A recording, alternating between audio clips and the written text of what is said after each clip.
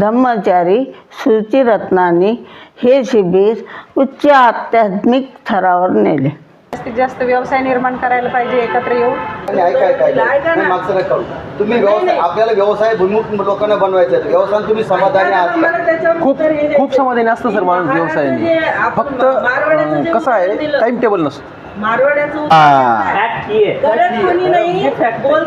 नाही नाही नाही, ऐका ना, ऐका तुम्ही. 2011 पासून आम्ही बिझनेस करतो. नाही, ऐका तुम्ही.